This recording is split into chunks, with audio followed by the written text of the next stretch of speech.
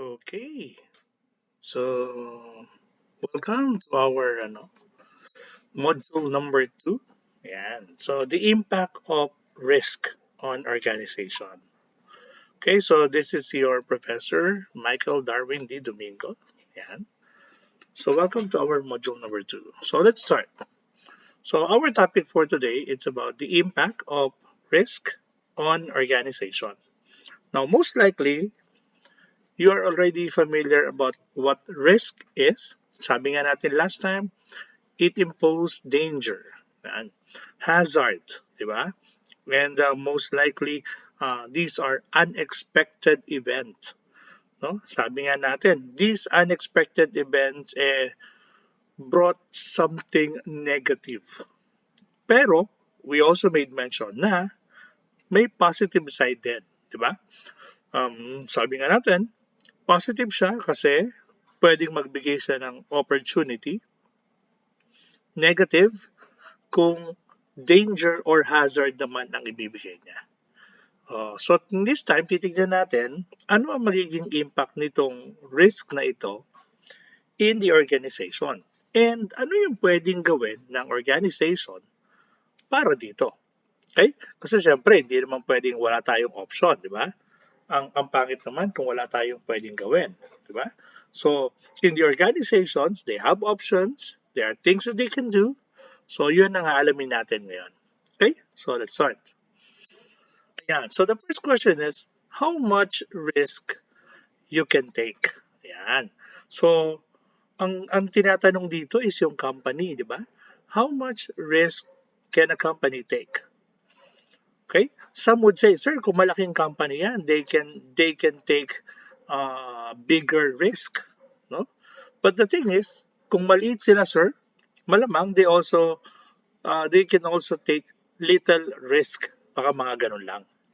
Okay? So, every stakeholders, lahat is ang tawag dito, expecting na ang management can deliver risk. Or shall I say, everybody is expecting that the management can take and have a good exit on the risk. No? Lahat naman ng organization ay may kanya-kanyang limit. So ibig sabihin, they also would like to take the risk, especially if the risk impose an opportunity. So tayong mga stakeholders, pwedeng stockholder, yung mga ganon, we are really expecting a lot from the management na they can deliver. Okay? So management must think very carefully whether they would like to take the risk or avoid it. So lagi ka namang may option. Hindi naman pwedeng sugod ka lang ng sugod. Okay? So, paano natin malalaman kung hanggang saan ang kaya nating i-take? Okay? Now, meron tayong tinatawag na yan tatlong yan. So, itong tatlong to, ito daw yung dapat nating pag-isipang mabuti before we decide na kaano ang risk na kaya mong i-take. So, let's start with risk appetite. Okay? So, this one. Okay, bilugan natin. Okay, yan. So, simulan daw natin with risk appetite. So, ano ba to? Risk appetite is defined as the degree of uncertainty that an organization or an individual is willing to accept in anticipations of a reward. So si risk appetite pala is the willingness, no? Willingness or the degree of willingness to take or accept the risk. Sir, bakit? Because of our anticipation to certain reward. So in short, pag sinabing risk appetite, it's the amount of risk that an organization is prepared to pursue. Okay? So ibig sabihin, definite na siya dyan na, eto, kaya ko to. Yun. Okay? So, yun ang risk appetite. Your degree or level, no, of your willingness. Okay? Na kaya mo ha, yung kaya mo ha. Ito yung degree ng risk na kaya mong harapin. Yan ang risk appetite. So, sino makakapag-decide nito? Siyempre, yung organization lang. Okay? Maaring tinignan na nila, sige, mangyari man itong risk na to, kayang-kaya ko to. Ganun ang thinking nila. Okay? For example, doon tayo sa personal. Halimbawa, magpapatattoo, 'di ba? Hindi naman lahat kayang magpatattoo, 'di ba? Pero yung iba, sasabi nga nila, tattoo lang 'yan, kayang-kaya ko 'yan. 'Yon. So ibig sabihin, yung degree of pain, degree of pain ng process ng pagtatattoo, kayang-kaya niyang harapin. 'Yun ang kanyang risk appetite. The second one is risk tolerance. Ito naman, tolerance. So risk tolerance is the specified range of acceptable result. Risk tolerance indicates the sensitivity of an organization to risk. Critical projects force organization to take more risk than uncritical project. So anong ibig mong sabihin dito? Sabi, malinaw, risk tolerance indicates the sensitivity of an organization to risk. So another thing that you should consider is our sensitivity.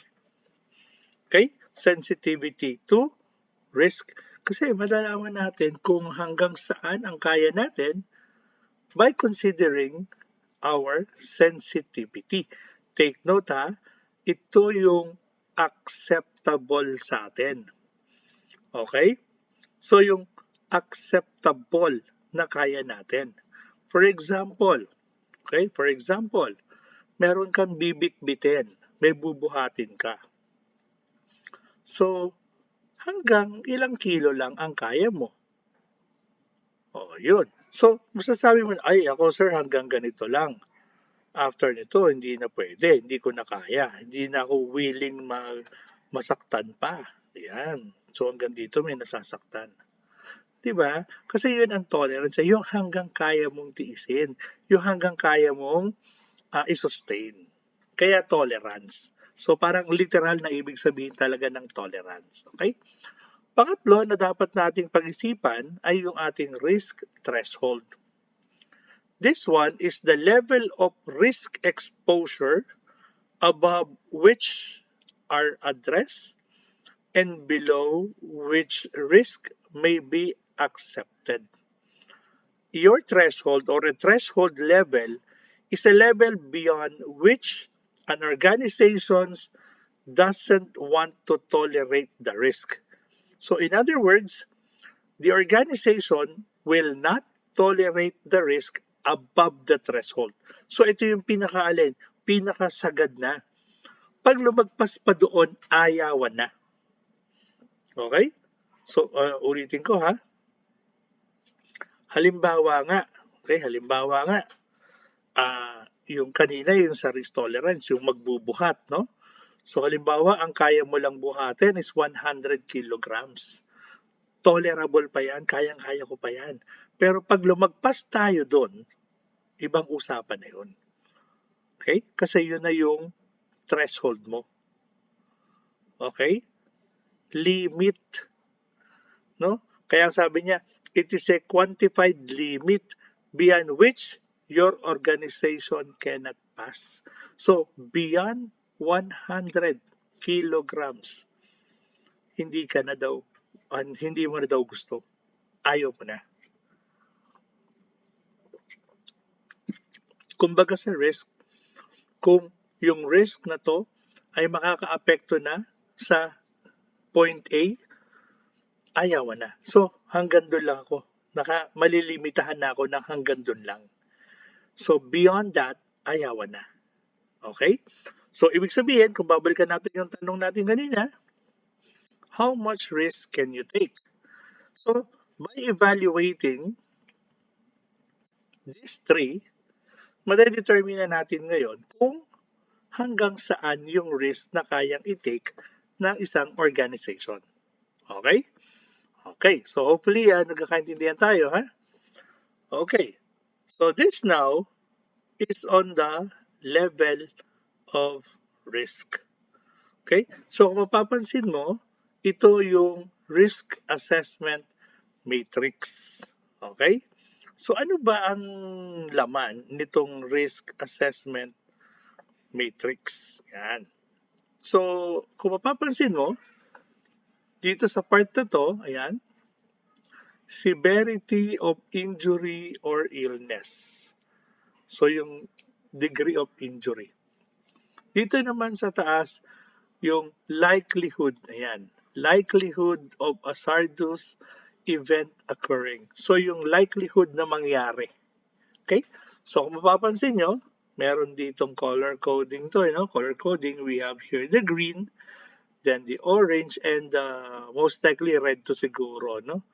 Medyo malamlam lang, okay? So, tingnan mo to, ha? Halimbawa daw, superficial, no treatment required. So, ibig sabihin, very, very light. Ayan. So, if it is very unlikely to happen, okay, the risk is very low. Kasi ito yan, pag ganon. Tapos, pag ganon, pababa. Yun.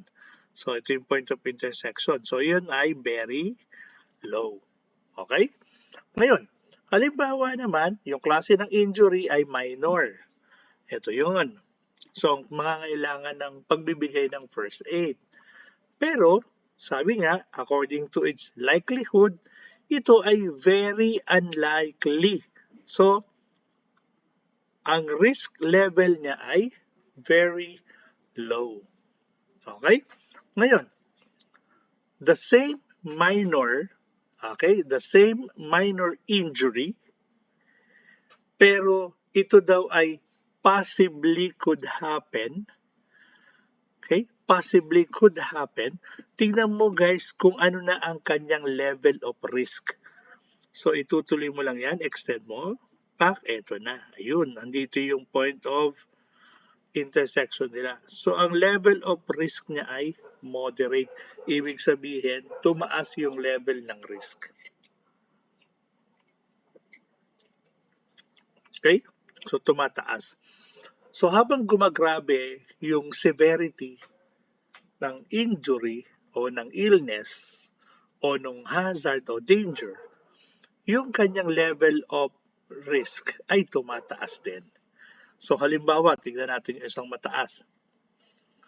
Halimbawa daw, catastrophic level. So medyo na yan, talagang pangmalakasan na yan. Okay? Ayan, halimbawa, mga lindol level, mga ganun, tsunami, yan. So, kung ito daw ay possibly could happen, halimbawa, earthquake, yan, catastrophic yan. Nasa Japan ka, ang Japan guys, ano yan, talagang normal sa kanila yung earthquake. Paano kung ang level niya catastrophic? Yun. So, mapapansin mo, intersection ulit, ito yung point of intersection, yung impact. So, ano yung klase ng kanyang risk? Di ba? Sabi, high level of risk. So, bawat isa naman yan, guys, may appropriate action na yan, syempre. So, yun nga, tumataas pa. Pero may mas mataas pa. Kung ito daw ay likely to happen, ibig sabihin talagang may potential na mangyari ito. Okay? Ano daw siya? Critical. Di ba? Critical. Ang level of risk niya ay critical. So, ibig sabihin talagang malakas ang impact nun. Kasi critical na . Okay? So, anong point nito, guys? Ang point nitong matrix na to is for the organization to assess, to assess yung level of risk. Kasi pwedeng paghandaan yan . Pwedeng paghandaan yan. So para nang sa ganon, yung likelihood niya, pwedeng maging less likely, no? Yan. So para lang sa ganon, yung kanyang level of risk ay bumaba. Kaya nga meron tayo mga assessment na ginagawa para mapababa natin yung likelihood. Kasi kung pansinin mo, habang bumababa yung likelihood niya, ang klase ng level o yung level ng risk niya ay pababa din. Okay? So, yan yung dahilan. Now, organizations are taking greater interest in risk and risk management. It's because they increasingly understood that the explicit and structured management of risk brings benefit. Kasi nga, may opportunity. Okay? So, since may opportunity, if the management will become proactive, okay? Proactive or magiging proactive approach ang sa kanilang risk and risk management, ah, meron tayong mapapala. Yan. Okay? Meron tayong mapapala. Meron tayong benefit na makukuha out of that. Okay? Kaya nga talaga ang gusto nila i-manage nila yung risk. Okay? So tulad doon ng ano, ayan. Ayan, so ito yung sinasabi ko. Yun, no? Diba? Now, ano yung pwedeng mangyari? Yan. Ano yung pwedeng mangyari? Meron tayong mapapala kapag pinaghandaan natin dito. Tingnan mo sabi niya, it is no longer acceptable for organizations to find themselves in a position whereby unexpected events cause financial losses. Bakit? Kasi nga, they are very much interested in risk and risk management. Okay? Kaya hindi yan sila basta-basta madadali nito. Okay? Ayan. Now, ito yung apat na area na magbe-benefit tayo. Okay? In these four areas, we will benefit from a proactive approach in risk and risk management. So, una, yan, strategy. Yan. So, ano ibig sabihin? Because the risk associated with different strategic options will be fully analyzed and therefore better strategic decisions will be reached. Natural. Di ba? Natural. So, ibig sabihin, mas mapag-aaralan natin, no? Mas mapag-aaralan natin ito ng maigi so we can come up with a better strategy. Siyempre, alam mo kasi yung impact medyo malaki. Di ba? Eh kung minsan talaga ganun, no? Kapag medyo hindi mo alam kung gaano kalakas, gaano kabagsik yung impact, 'di ba? Minsan hindi mo masyado nabibigyan ng emphasis. But since ang organization is very particular about risk and risk management, so mas nabibigyan ng emphasis ang strategy. So mas napag-aaralan siya. Okay? Pangalawa is tactics. Because of considerations, okay, will have been given to selections of tactics and the risk involved in the alternatives that may be available. Since mabibigyan ng emphasis natin yung ating strategy, so most likely, mauuna pa nating mabigyan ng emphasis yung ating magiging tactics, yung ating magiging particular action towards certain events. Okay? Ayan. Ano pa ba?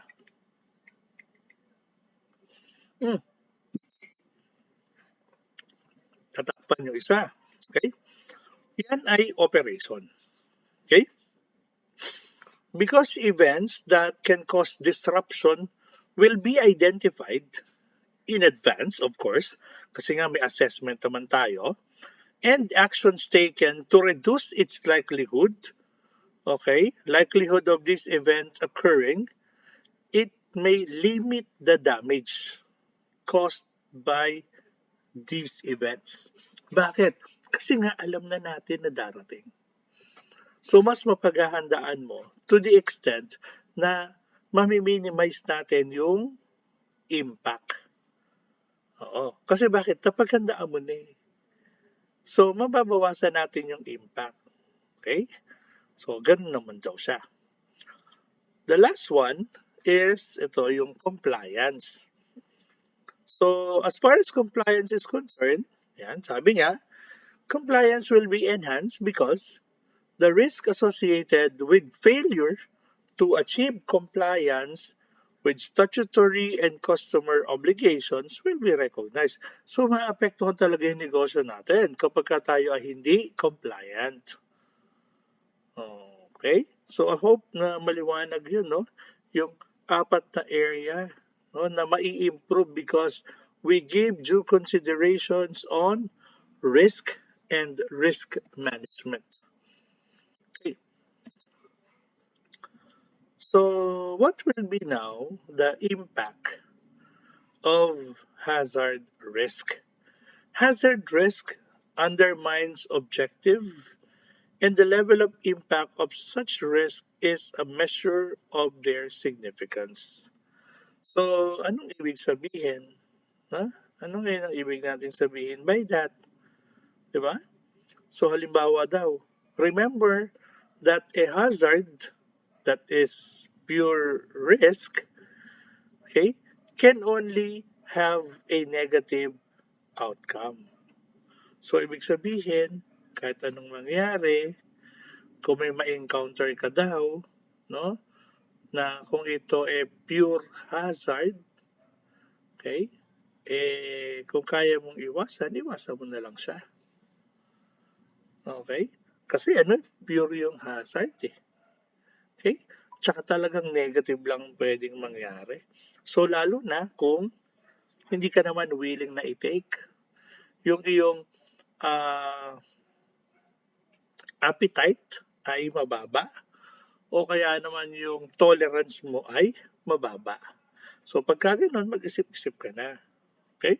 Baka naman kasi hindi talaga, 'di ba? Hindi talaga. Next is that hazard risk management is concerned with issues such as health and safety of work. Health and safety at work. So ito guys is very important. It's very important. Okay? So bakit? Yan. Kasi imagine guys, we are handling lives. So kahit yan ay halimbawa, halimbawa may mga ah, area na madulas tapos hindi na talaga siya magandang lakaran, something ganon. Sa organization, baka kailangan na siya ipaayos, papalitan, or what. Kasi hazard risk management is concerned with issues pertaining to health and safety. Sir, paano naman yung example mo na yun? Ano naman na kinalaman nun, di ba? Health and safety yun. Allowed kayo na gumamit ng gadgets. Hanggang saan lang. Yun. So may limit talaga yan. Okay? And then, ayan, if a hazard risk materializes, it may have a very large magnitude such as the destructions of the main distribution warehouse of an organization. Now, actually, kapag nag-materialize to, talaga naman na malakas ang impact. Baka mahirapan, di ba? Baka mahirapan. Okay? And finally, ayan, a large magnitude event will have an impact on the organization's relations to potential financial losses. Okay? So, anong point ngayon, guys? Anong point? We have to monitor, no, the impact of our hazards. Okay, the impact of the hazard or impact of the risk. Okay, ayan. So hopefully nagkakaintindihan tayo. Ayan. So however, sabi, the impact of the event will be reduced. Yan, since nga na-encounter mo na. So highly likely, chicken na lang sa yan. Okay. And these controls reduce the financial impact. Okay, and extend the, ano yung next na yun? Okay, ayan. extend the control. Yan. And then next is, yan. Okay, so meron pa, impact. Yan. So, ibig sabihin lang nito guys, talagang marami ang pwedeng mangyari. Okay, so meron pa tayong social impact and economic impact. Yung social impact, palagay ko, pamilyar na kayo doon, no? Kasi ang risk, hindi lang talaga isa ang pwedeng maapektuhan, kundi even the society itself. Okay? They can be influenced. Or there could be an impact. Ayan. And syempre, economic. Matik yun. Matik yun. Okay? Ayan. So, medyo natabunan yung pangalan nila. Okay? Next is the attachments of the risk. Now, meron tayo dito ipapakita, no? Pertaining to this. Ayan, ito pala. So, kung mapapansin nyo, ayan. So, on top is the mission statement, tapos strategic or business plan, corporate objectives, stakeholders' expectations, core process, and key dependencies. Lahat sila nakaupo or nakatungtong kay significant risk. Diba? Pero yung dalawa, ito, yan, they are support. Okay, sabi support or deliver, and then impact or attachment. But then again, sa lahat ng parte na yan ay may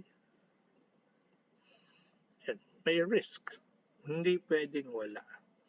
Okay? Kung halimbawa lang naman guys, compliance. No? Compliance, it is a kind of risk. So marami talaga na, shall I say, maraming risk na kinakaharap inside the organization.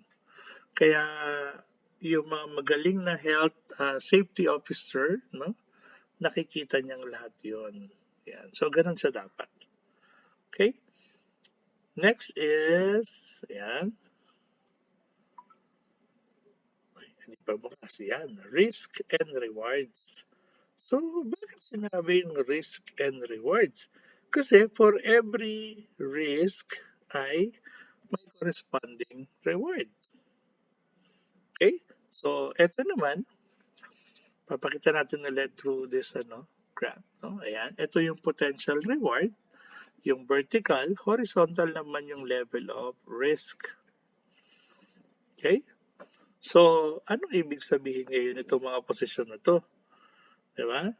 So, ibig sabihin yan guys,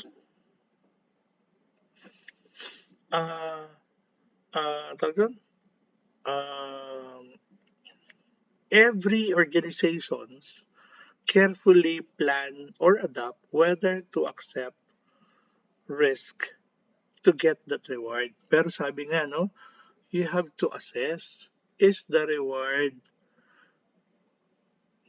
sabihin na natin na worth taking risk? Okay? So, dapat tingnan natin yung angle na ganun. Now, halimbawa, ito guys, startup operation. Siyempre guys, pagka startup operation pa lang, ang malaki talaga dyan yung level of risk. Bakit? Bago sa market. Hindi naman lahat ng bago tinatangkilik, di ba? Yan. Tapos, siyempre, pagka ganun guys, ang level of risk niya ay mataas, pero ang potential reward ay mababa. Kasi nga, kung bago pa lang to, starting pa lang, most likely, tawag dito, may pagkakataon na medyo tatamaan ka kasi alam mo na kapag ka nangyari yon medyo mataas. But then again, you're being rewarded. Okay? Next is yung growth, halimbawa. Yun. So, pagka growth, natural, ang reward mo ay tumataas. Ayun, no? Mas mataas na siya. Oh. Pero, the same amount of risk. Pero kapag nakalagpas ka na dyan sa growth at maganda na ang iyong operation, hmm, mapupunta tayo dito kay matured. Pansinin mo, ano yung level of risk niya? Low na lang. From high dito, ngayon, low na lang. Ayan o, level of risk nandito, low o. Oh. Pero, dito sa matured operation, maka-receive ka na dyan ng ano guys. No? Maka-receive na. Kung halimbawa lang naman maka-receive na tayo ng reward dyan. Mataas na yan mataas. Okay? Sa decline, ito naman yon. So sa decline, naku ay mababa na nga yung reward. Tapos yung level of risk naman kahit pa paano mababa din. O, kaya lang, sulit pa ba? Siyempre, titignan mo rin yung sulit pa ba? Sulit pa ba yung taking risk? Okay? So always remember, for every risk ay mayroong reward. Okay? So ano naman yung nagti-trigger? Ayan. So kapag sinabing risk and trigger, itong si Bowtie, no? Si Bowtie ang pinaka tinitingnan nila. Okay? Maganda raw kasi yung approach nitong si Bowtie. Oo, kasi daw para lang talagang naka-bowtie siya.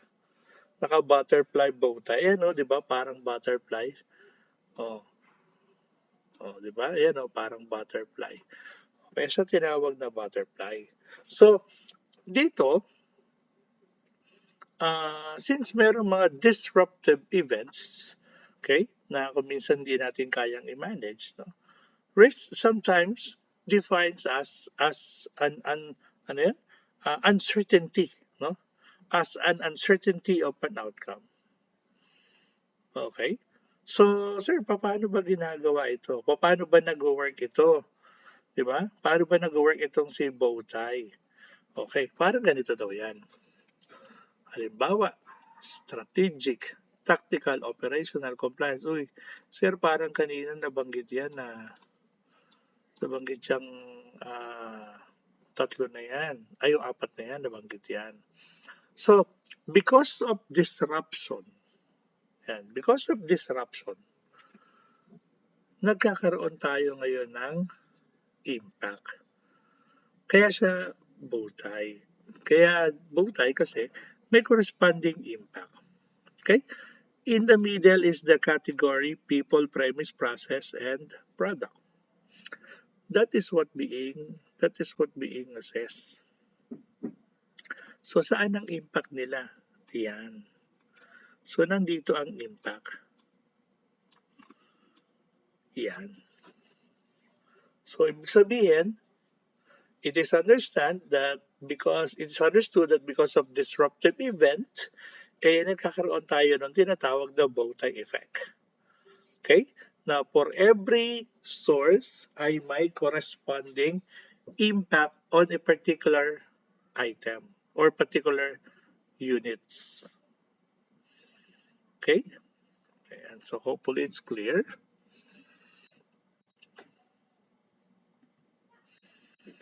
Attitudes. Yan. So ang attitude guys is a feeling. It's a feeling. So ano naman ang attitude nito? Uma-attitude lang ba? So sabi, different organizations will have different attitudes to risk. Some organizations may be considered to be risk averse, whilst other will be risk aggressive. Some extend the attitude, okay, of the organization to risk, whether depend on the sector, no, and the nature and maturity of the marketplace, within which, of course, then they operate. So, ano naman yun? Ayan. So, try to check your attitude towards risk kasi it determines your ability and your willingness, okay, to take the risk. Kung minsan, sa sobrang ganda ng possible reward, no? Kahit na hindi na pag-isipan, go, go, go. So, yun yung iniiwasan natin. Yung para kumbaga, hindi tayo mag-decide ng haphazard. Hindi tayo mag-decide ng mabilisan na kulang sa pag-aaral. Okay? Ayan. Ayun, and that's it. Yung pala ang last topic. Hindi ko kagad napansin na yun na pala. So again, thank you very much for listening. Okay? Thank you guys. Bye-bye. Kung meron kayong mga katanungan, please let me know. PM nyo na lang. Okay? Thank you guys. Bye-bye.